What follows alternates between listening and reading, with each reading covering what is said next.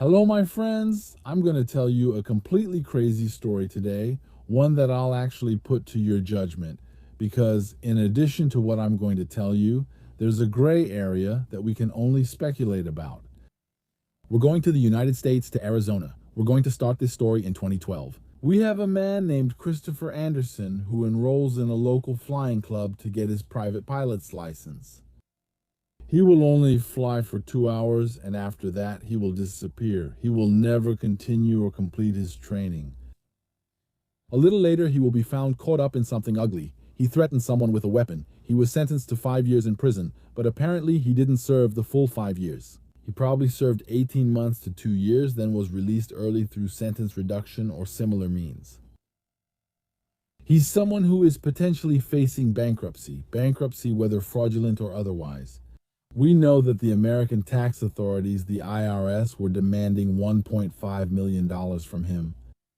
In these cases, these people can't own anything in their name, and anyway, all their assets and accounts have been seized.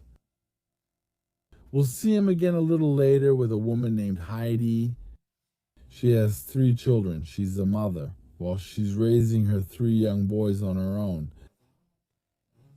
She, in her situation, will apparently fall completely under his influence. They will spend 3.5 years together, and this story will end abruptly, as I'll tell you in a moment. So what happens is that in late 2018, around November, she is going to buy a plane. She will sell her house, apparently, and buy a plane from Elise, a single-engine Piper 22D. It's not a very common aircraft. It was manufactured in the 1950s, and then I think production stopped roughly in 1964.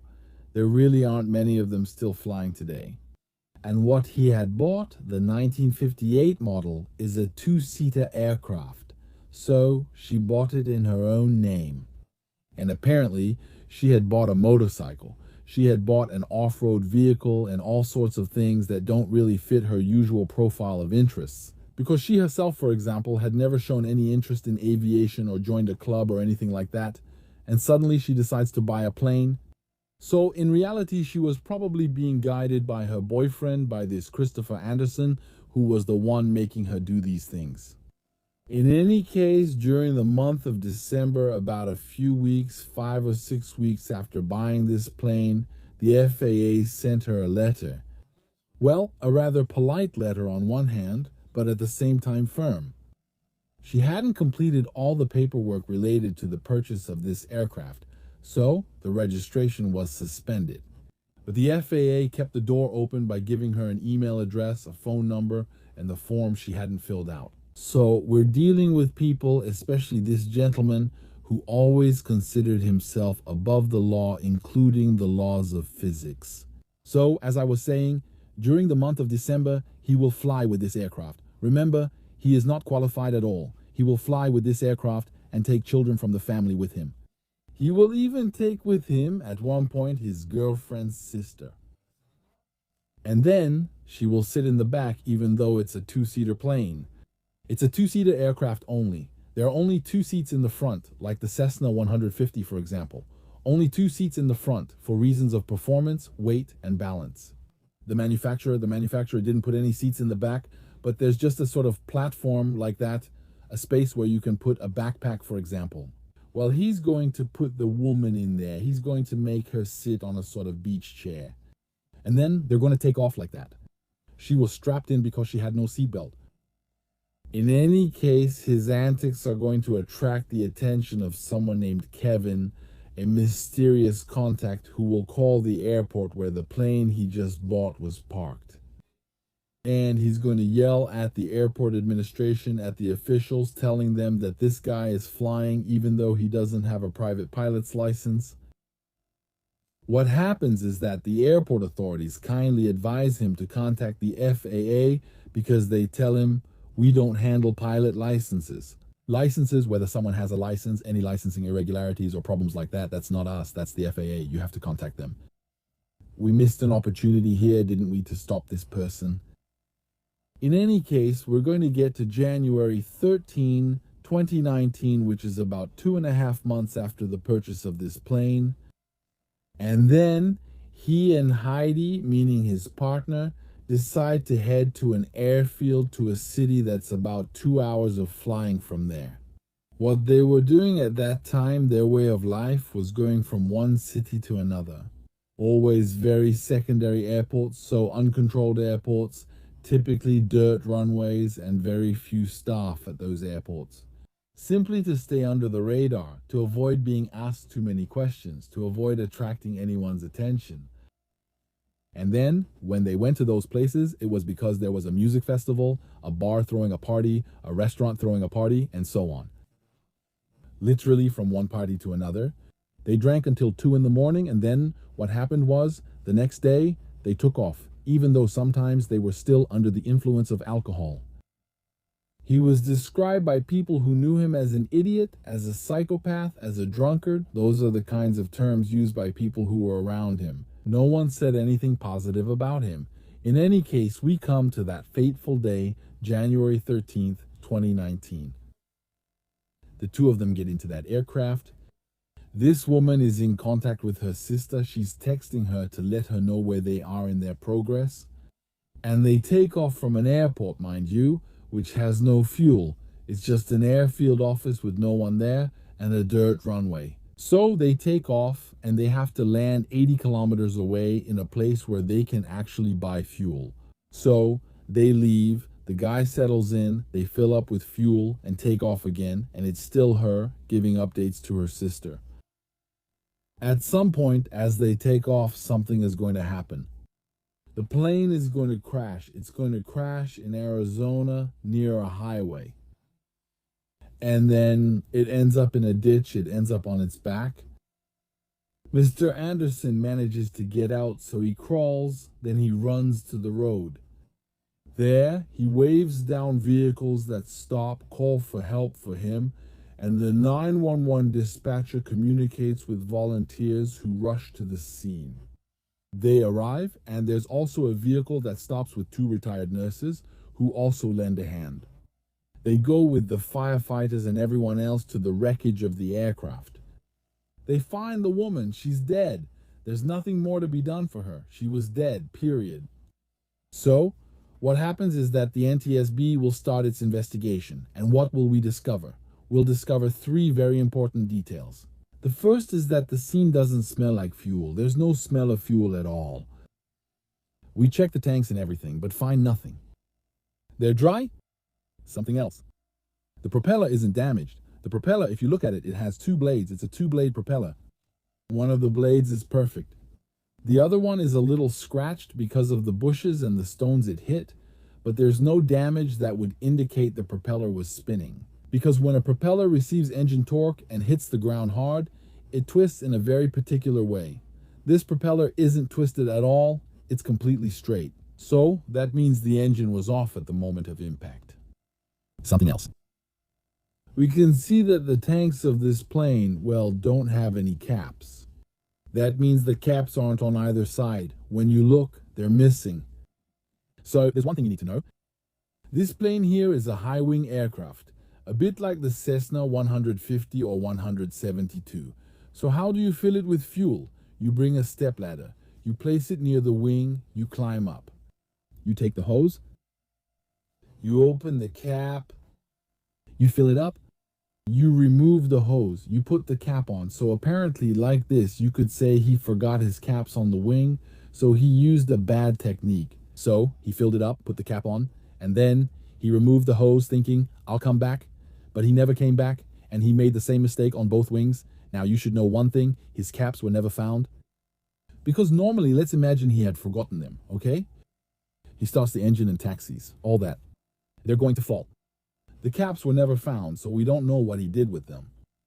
In any case, after taking off with the missing caps, the fuel starts getting sucked out because there's the airflow passing through. And so what happens is that there's low pressure above the wings, on the upper surface of the wings, and so it's going to suck the fuel, which will start to flow.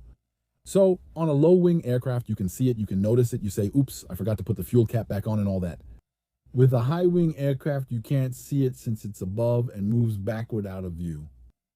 So, as I was saying, it's going to start flying. It reaches cruising altitude, and then the engine stops. And from there, the plane crashes. He initially tells the firefighter, "I had an electrical failure." There you go. I wanted to turn around. That makes absolutely no sense. We chalk it up to the shock because he wasn't in an Airbus A319. I mean, an electrical failure in a 1958 plane. I mean, what's the problem? What's the problem? You don't have a radio. You don't have the headlight. So what? It doesn't change anything. These engines can keep running. They don't need electricity from the plane. In any case, this guy is suddenly going to clam up and refuse to talk to the NTSB. That means that when the NTSB starts its investigation, suddenly this man doesn't want to talk to them. In fact, even in the final report, they say the pilot didn't want to cooperate. So he refuses to talk. Now, some other small details that might be important. It's that shortly after the accident, the family of this woman who died went to the hangar, where the plane was, where the motorcycle was, the vehicle, the 4x4 and all that, to look for a certain personal belonging of hers. At the hangar, they push the door and find it open. A hangar has the big sliding doors to take out the plane or whatever, but you also have a small door. That small door we use just to go in and out when we don't really need to open the whole hangar, that door is open. We call the police, who arrive, and then they look around, and all the papers have disappeared. They discover that a lot of documents are gone. Someone has been there. Someone broke in. So he didn't take any valuables or anything else, but he took the papers in a very specific and surgical way. The papers were taken away. There's one thing you should know. Maybe there's a detail we can mention at this point. Is that this man, as I told you, was in debt. The IRS was after him for $1.5 million and all that. But there were several life insurance policies on this woman that he took out just a few weeks before the accident. So then, do these insurance policies pay out or not? Because in the end, after all, it's his fault. And on top of that, he's the one who crashed the plane. He didn't even have a license or anything. All of that is up for debate. Did he know at the time of the accident? That's a separate issue. If he didn't, he couldn't have considered it. In any case, what's happening is that the police are starting to take an interest in him. The police are starting to look for him because, quite simply, we're dealing with a case of involuntary manslaughter. We'll call it involuntary for now. So, they're looking for him, and he also refuses to respond to the police. And with that, he disappears. So he disappears in Arizona. He will be seen at parties, at music festivals. He'll be seen here and there. But the police will have a hard time getting their hands on him. So, to find out what happens next, we have to wait until 2024. We have to wait almost 5 years after the accident. 2024 in Utah. Utah is just north of Arizona. A police officer pulls over a vehicle. Just a routine traffic stop. He pulls him over. Show your driver's license. Christopher Anderson. So the officer contacts his station just to check if the guy's clean, if he's not wanted or anything. The station clears him, saying there's nothing on him and everything's fine. He lets him go. 15 minutes later, the station calls the cop back and says, "Whoa, the computer was slow. A whole bunch of things just came up. He's wanted. There's a warrant for him in Utah and Arizona." So, the police are going to start looking for him, and this time they're going to catch him some distance farther down the road. And then he'll be taken into custody. That's the last thing we heard about him. He was probably extradited to Arizona, where he was wanted. They wanted to question him about this involuntary manslaughter case. But that's how it is. It's a story that makes you wonder, do we know everything? Because could there be something else? I don't know. I'll leave that to your judgment. Still, I do feel a certain discomfort with this story. Yes, we have someone who's incompetent, that's clear. He's not trained, he's reckless, he doesn't care about the laws of physics. He drinks a lot, he's irresponsible. All of that is true. All of that is true. We also wonder if there's something more, if there isn't yet another layer we can add to this story that would make it even more sinister than it actually is. There you go, my friends. Thank you for listening to this video up to this point. What we can advise is to really be careful around people like that. Don't associate with people like that, let alone date them. These are very dangerous people. These are people. You could end up behind bars. You could end up ruined. You could even end up dead. You could end up in a morgue drawer. And then another detail that I forgot, right? It's that he was diabetic and he lied in the end. That means even when he got his medical certificate, as if it mattered, he didn't even have a license. Well, he lied because he was diabetic and he hid that.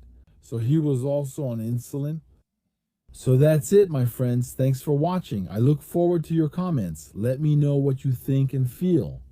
If you want more exclusive stories that aren't public, there are some on the paid section of YouTube. You can just subscribe. You'll have access to them in 5 minutes. Or on Patreon as well. You'll get access to the same videos. But in addition, on Patreon, you'll have access to the private videos from all the other aldosterone channels. Thank you for watching this far, and I'll see you in the next one. See you very soon.